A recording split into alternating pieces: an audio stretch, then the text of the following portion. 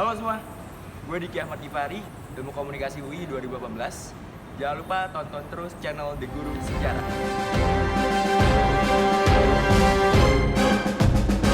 Assalamualaikum warahmatullahi wabarakatuh. Kembali lagi di channel The Guru Sejarah. Hari ini kita akan bahas apa nih?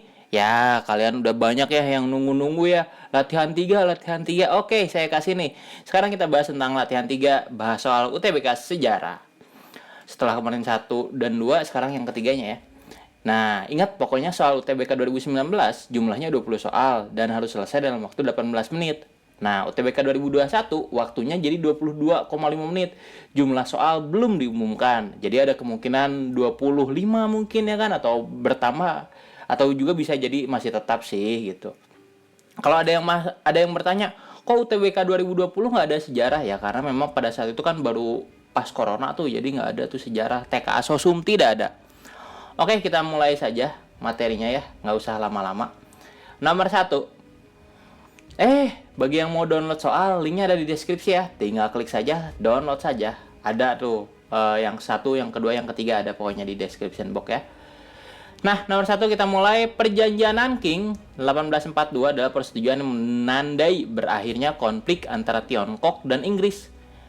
Nah, perjanjiannya disebut dengan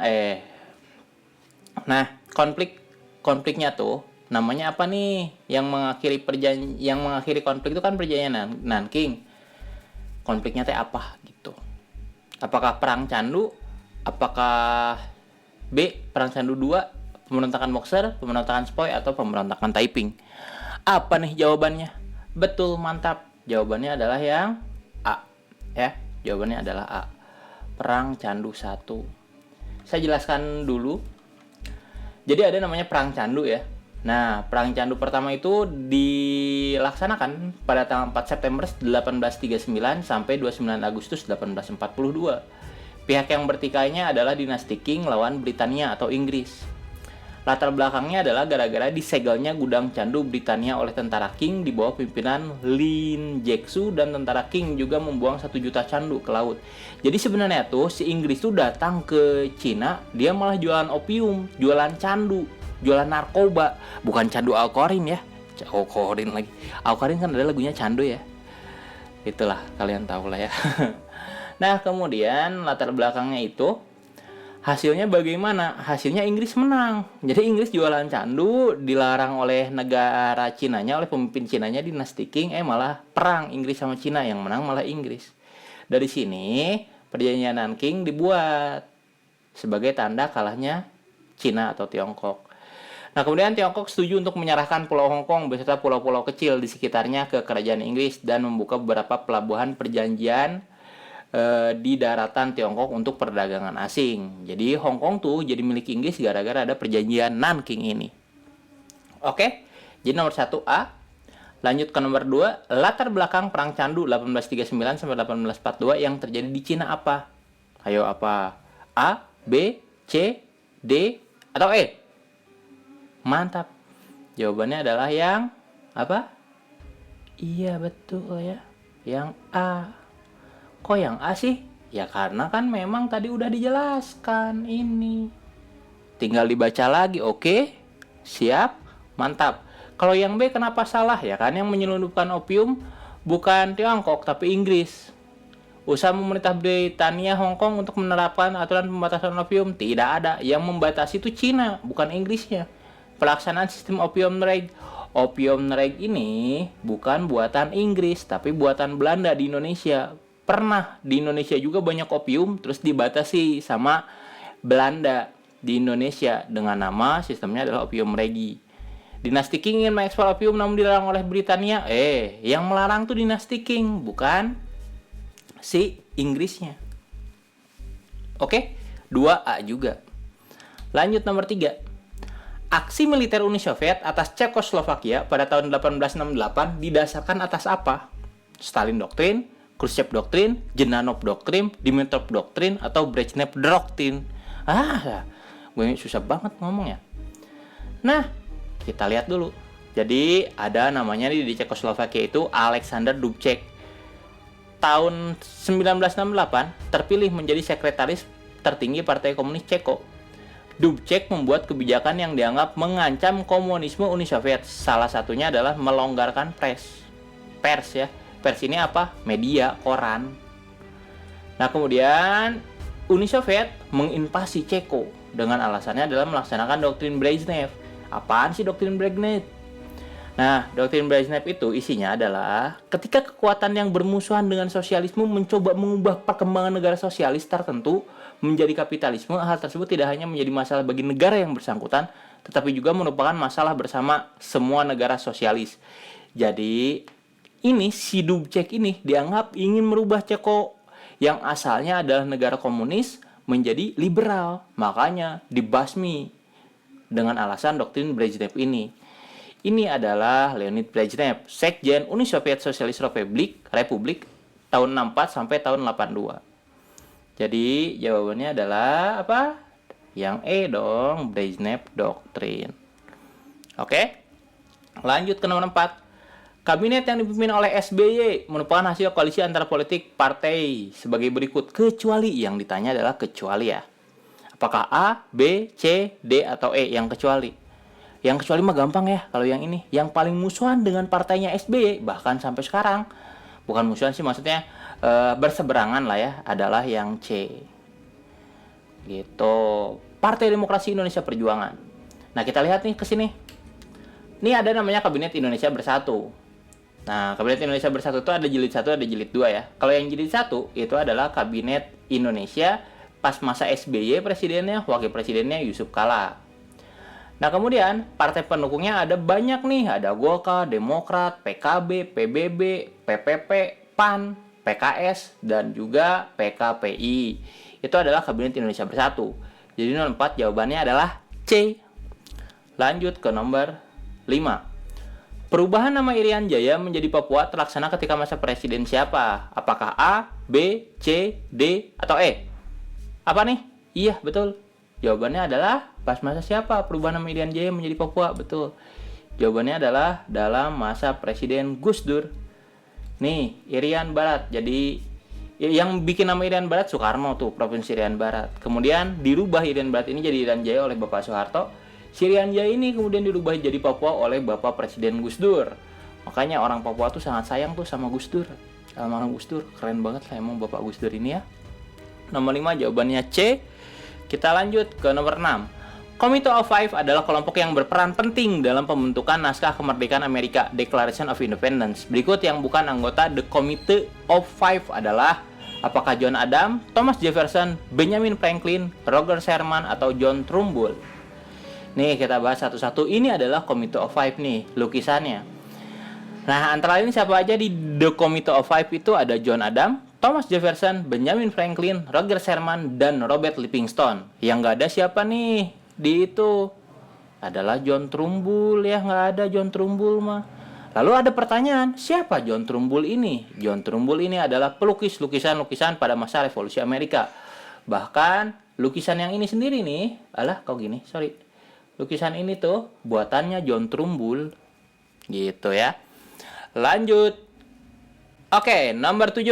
Berikut yang bukan penandatangan Deklarasi Bangkok 8 Agustus 1967. Apakah A, B, C, D, atau E? Sebelumnya saya tanya dulu deh ke kalian. Tahu nggak sih Deklarasi Bangkok itu isinya apa, guys? Ayo, ada yang tahu Deklarasi Bangkok itu apa? Iya, betul. Deklarasi Bangkok itu adalah pertemuan yang nanti membentuk ASEAN. Jadi, penandatanganan Deklarasi Bangkok pada 8 Agustus 67 oleh Menteri-Menteri Luar Negeri, ada Malik dari Indonesia, Narcissus Ramos dari Filipina, Tanat Homan dari Thailand, Tun Abdul Razak dari Malaysia, dan Raja Ratnam dari Singapura menandai dibentuknya ASEAN. Ini nih fotonya orang-orangnya. Nah, kemudian yang ditanya ini yang bukan. Kalau yang bukan adalah yang E dong jawabannya, ya kan? Iya, betul. Jadi jawabannya E. Siapa nih Selapan Ramanathan? Namanya Selapan ya. Kalau orang Sunda mah Salapan teh artinya teh salapan.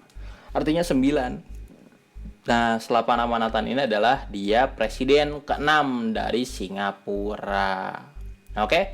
Nah, biar gampang hafal tentang Deklarasi Bangkok ini, ada namanya Atun Sunatan sih, saya suka ngapalinnya. Atun Sunatan. Ada sih di ini kayaknya di yang Ode Baru tuh di video saya. Atun Sunatan, ada Malik, Tun Abdul Rajak, Surayambu Raja Ratnam, Raja Ratnam, Naknya Narsis Koramos, Tannya Tanat Koman, gitu aja. Gampang, oke? Lanjut nomor 8. Gambar di atas adalah surat suara pemilu tahun berapa? Ada 10 partainya. Apakah A, B, C, D, atau E? Oke? Kita ingat-ingat aja ini. Jumlah parpol peserta pemilu dari masa ke masa. Pemilu pertama di Indonesia tahun 55 ada banyak partainya, 172 parpol. Kemudian tahun 71 ada 10 parpol.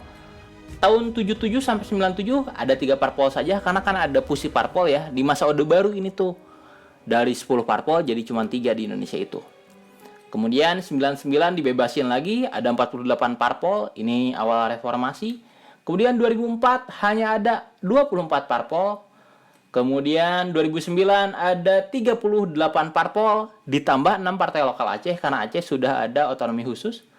Kemudian 2014 12 parpol dan 3 partai lokal Aceh. 2019 yang paling baru 16 parpol dan 4 partai lokal Aceh.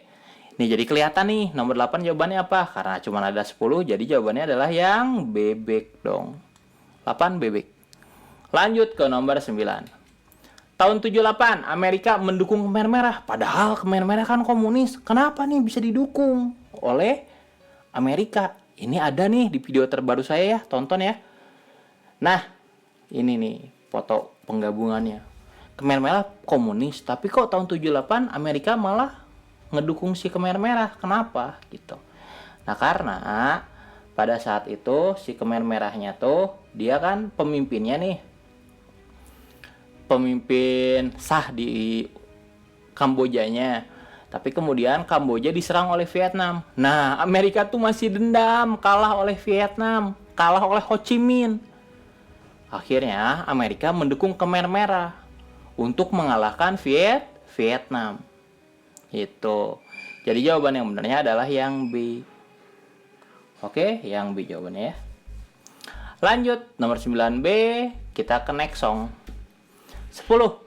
Piagam Atlantik adalah sebuah deklarasi bersama yang dikeluarkan oleh Perdana Menteri Inggris Winston Churchill dan Presiden Amerika Serikat Franklin D. Eleanor Roosevelt pada tanggal 14 Agustus 41. Piagam Atlantik adalah cikal bakal dari berdirinya PBB. Penandatanganan Piagam Atlantik dilaksanakan di atas kapal perang Kerajaan Inggris bernama apa? Apakah A, B, C, D, atau E? Gampang banget nih.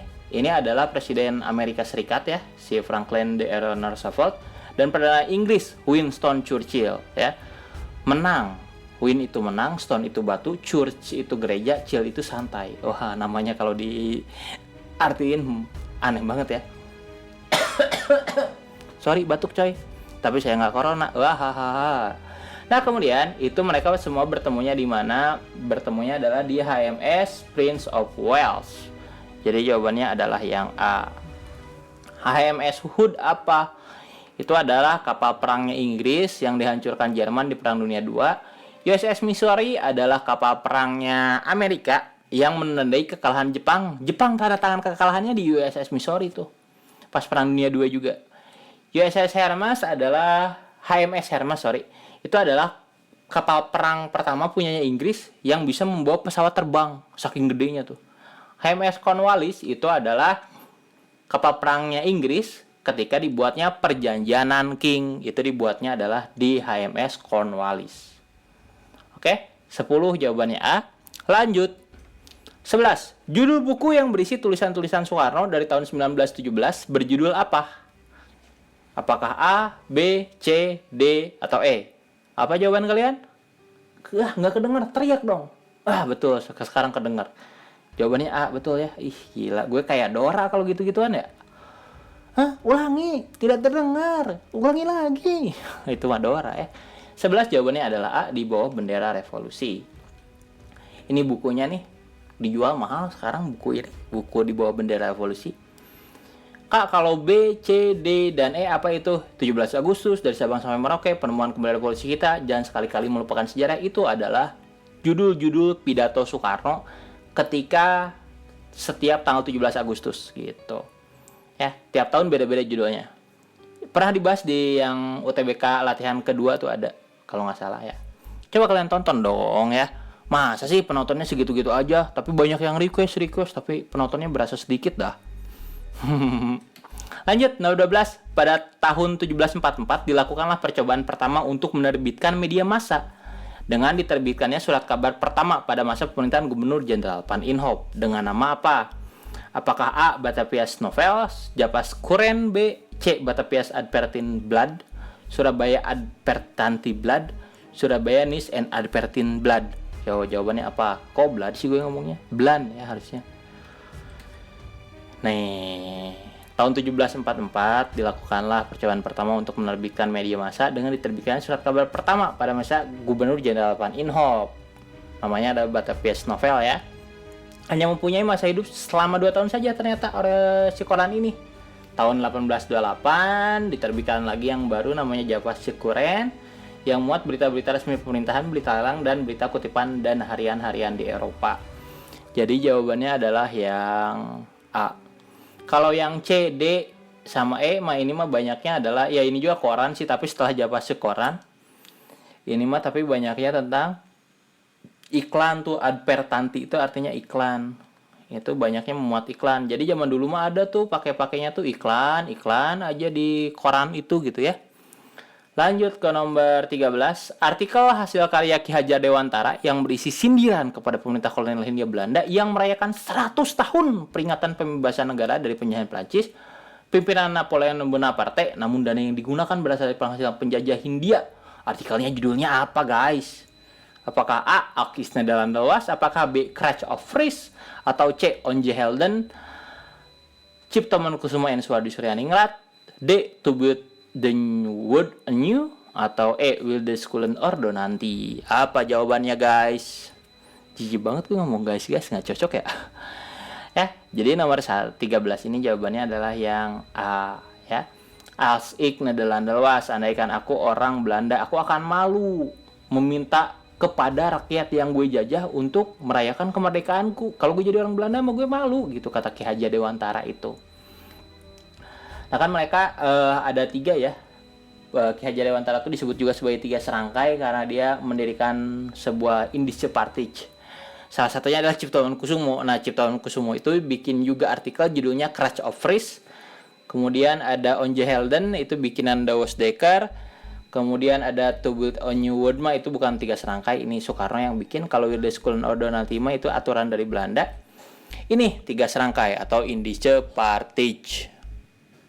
Oke, lanjut, nomor 14. Surat kabar terbitan peranakan Tionghoa pada masa kolonial Belanda yang mendukung kemerdekaan Indonesia, salah satunya dengan mempublikasikan syair Indonesia Raya adalah apakah A. Medan Pirai, apakah B. Batavias Novels atau Bintang Surabaya, C. D. Sinpo, E. Taman Sari. Ya kelihatan ya dari namanya juga yang mana ya. Yang namanya adalah yang D itu Sinpo, nama Chinese ya, nama Tiongkok itu. Nah, jadi ada Sinpo nih, bahasa Mandarinnya Pinyin Bau adalah nama sebuah surat kabar Tionghoa berbahasa Melayu yang terbit di Hindia Belanda sejak tahun 1910 hingga era setelah kemerdekaan Indonesia. Nah, dia tapi akhirnya jadi mingguan ya di tahun 1910. Gitu. Harian ini adalah harian pertama yang memuat teks lagu kebangsaan Indonesia, Indonesia Raya, dan turut mempelopori penggunaan nama Indonesia untuk menggantikan Hindia Belanda sejak Sumpah Pemuda 28 Oktober 1928. Keren ya Sinpo ya. Dan ini adalah tulisan artikel tentang Indonesia Raya di koran Sinpo. Lanjut ke nomor 15. Di bawah ini adalah anggota dari Pakta Warsawa. Mana nih anggota Pakta Warsawa? Rusia, Republik Ceko, Slovakia, Yugoslavia, Bulgaria. Pakta Warsawa dikenal sebagai perjanjian persahabatan, kerjasama, dan bantuan bersama. Adalah aliansi militer negara-negara blok timur di Eropa Timur yang tujuannya adalah ngelawan NATO. Gitu. Kalau NATO mau untuk menghantam komunis, kalau Pakta Warsawa untuk menghantam liberal. Jadi ya gitulah. Si Pakta Warsawa berdiri 14 Mei 55, bubar 1 Juli 91.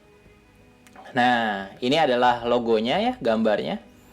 Gambar bendera Pakta Warsawa, anggotanya siapa saja? Ada Uni Soviet, Bulgaria, Romania, Jerman Timur, Hongaria, Polandia, Cekoslowakia, Albania. Yang mana berarti yang benar? Yang benar jawabannya adalah yang E, ya. Bulgaria. Gitu.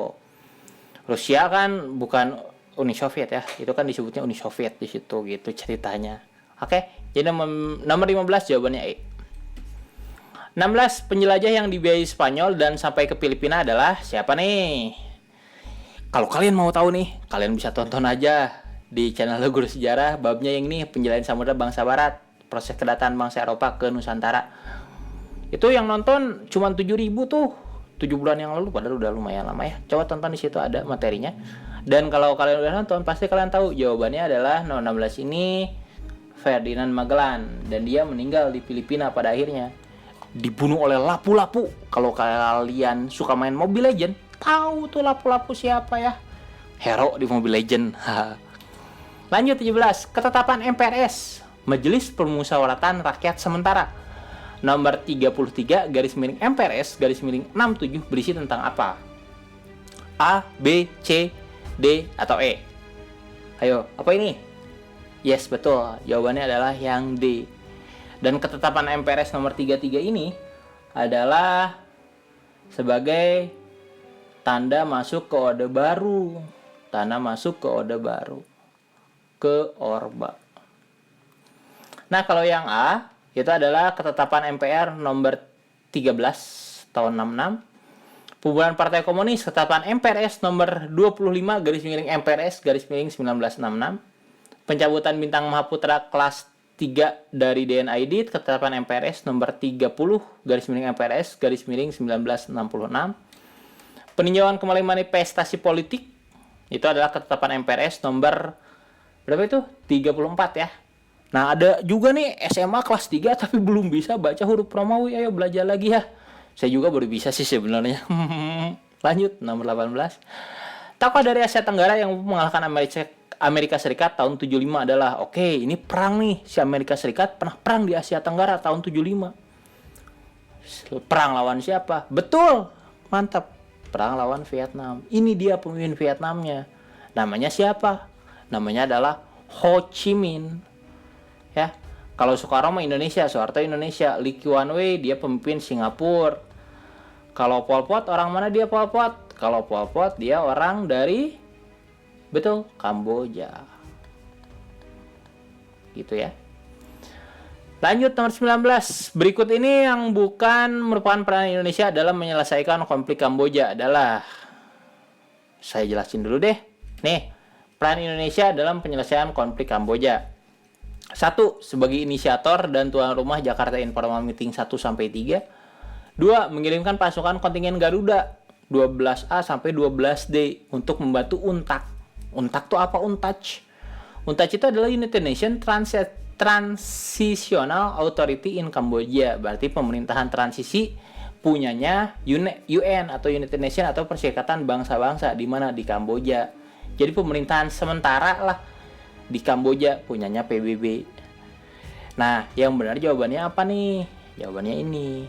Ini masuk nih, JIM 1 masuk, JIM 2 masuk, ini masuk, bantu UNTAC masuk. KONGA itu artinya kontingen Garuda ya. Nah, yang E ini nggak masuk karena UNAMED itu ya beda sama UNTAC. Kalau UNAMED apa? UNAMED itu United Nations Mission in East Timor. Jadi misinya PBB di Timor. Ada UNAMED lah. Itu yang nantinya membuat pada akhirnya Timor-Timornya lepas dari Indonesia. UNAMED ini. 20. Perselisihan antara Raja Henry ke-8 dengan Paus Clemens VII karena permasalahan politik menyebabkan munculnya agama Anglikan, di mana agama Anglikan itu adalah di Inggris, betul ya. Kalian ketahuan lah, nah, dari rajanya juga nih, Raja Henry ini adalah Raja Inggris. Apaan tuh sih Kak, Anglikan itu apa? Kok ada agama namanya Anglikan gitu ya? Oke, saya jelasin sedikit. Jadi ada namanya gereja Anglikan. Gereja Anglikan adalah gereja yang memisahkan diri dari gereja Roma. Dibuat dengan adanya Acts of Supremacy. tahun 1534 yang menyatakan gereja itu tidak lagi tunduk pada paus di Roma, tapi pada monarki Inggris tunduknya tuh. Alasannya mah personal si Raja Henry ini. Raja Henry ke-8 mau menceraikan istrinya, namanya Catherine of Aragon, yang adalah putri dari Raja Spanyol. Spanyol itu adalah sekutu kesayangan gereja Katolik. Jadi permintaan perceraian atau istilah tepatnya pembatalan pernikahan atau bahasa Inggrisnya annulment tentu ditolak mentah-mentah oleh paus. Jadi dengan Henry memisahkan Eklesia Anglikana dari hierarki Katolik Roma, gereja Anglikan dilepas dari Roma, dia bisa mengabulkan annulment pernikahan itu untuk dirinya sendiri. Jadi dia menceraikan Catherine of Aragon, kemudian nikah dengan Anna Boyle gitu kalau nggak salah namanya. Jadi 20 jawabannya PB. Oke, cukup ya 20 soal aja ya, jangan banyak-banyak lah. Karena dulu pun kan 20 ya. Kalau di UTBK 2021 belum kita tahu ada berapanya. Oke, semoga yang saya sampaikan ini ada manfaatnya dah ke kalian semua ya. Dan saya berterima kasih kepada kalian yang telah menonton, bahkan ada yang komen untuk minta terus. Insya Allah saya akan coba untuk bikin lagi kalau saya nggak sibuk, tapi insya Allah lah nggak sibuk. Dan saya mohon ke kalian bantu untuk share juga ya, biar banyak nih yang nontonnya video-video saya. Dan terakhir dari saya, semoga ilmunya bermanfaat dan semoga kalian yang menonton ini masuk PTN. Mohon maaf bila ada kesalahan. Billahi taufiq wal hidayah. Wassalamualaikum warahmatullahi wabarakatuh.